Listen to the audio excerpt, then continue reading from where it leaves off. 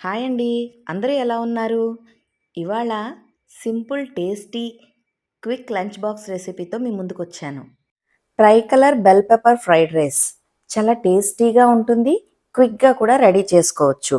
ముందుగా రైస్ ఉడికించి పెట్టుకుంటే, కావాల్సిన ఇంగ్రీడియెంట్స్ అన్నీ రెడీ చేసి పెట్టుకొని 5 మినిట్స్ అంటే 5 మినిట్స్‌లోనే చేసుకునే లంచ్ బాక్స్ రెసిపీ ఇది. ఒక్కసారి ఎలా తయారు చేయాలో ఏంటో ఒకసారి చూసేద్దాం. దీనికోసం green colour, yellow colour and red colour క్యాప్సికమ్‌ని చిన్న ముక్కలుగా కట్ చేసి పెట్టుకోవాలి. కొత్తిమీర, వెల్లుల్లిపాయ కూడా సన్నగా కట్ చేసి పెట్టుకోవాలి.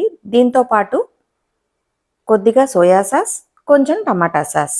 అంతే, సింపుల్‌గా ఉంటాయి ఇంగ్రీడియెంట్స్ కూడా. ఇప్పుడు కడాయిలో నూనె వేసుకుని, జీలకర్ర వేసి ఫ్రై చేసి, జీలకర్ర వేగిన తర్వాత వెల్లుల్లిపాయ ముక్కలు కూడా వేసి ఫ్రై చేసుకోవాలి. మంట మీడియం ఫ్లేమ్ మీద పెట్టుకుని వేయించాలి. వెల్లుల్లిపాయ వేగిన తర్వాత 3 రంగుల క్యాప్సికమ్ ముక్కలు వేసుకుని చక్కగా ఫ్రై చేసుకోవాలి. మంట మీడియం ఫ్లేమ్ మీద పెట్టి ఫ్రై చేస్తే క్యాప్సికంలో నీరు ఎగిరిపోయే వరకు ఫ్రై చేసుకున్న తర్వాత అప్పుడు సాల్ట్ వేసుకోవాలి. అలా అయితే గనక క్యాప్సికమ్ చాలా క్రిస్పీగా ఉంటుంది. సాల్టు ఒక పావు టీ స్పూన్ మాత్రమే వేశాను ఒక కప్పుడు రైస్‌కి.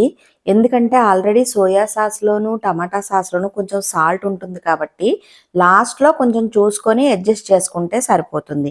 నేనిక్కడ తక్కువ క్వాంటిటీలో చేశానండి. ఒక కప్పుడు రైస్‌కి మాత్రమే చేసి చూపించాను. మనం ఎక్కువ క్వాంటిటీ చేసుకోవాలంటే దాన్ని బట్టి మనం అడ్జస్ట్ చేసుకుంటే సరిపోతుంది. ఇప్పుడు ఉడికించిన రైసు ఒక కప్పు వేసుకొని అందులోనే మిరియాల పొడి ఒక పావు టీ స్పూన్ వేసుకొని, తర్వాత ఒక స్పూన్ సోయా సాస్, ఒక స్పూన్ టమాటా సాస్ వేసి చక్కగా కలుపుకోవాలి.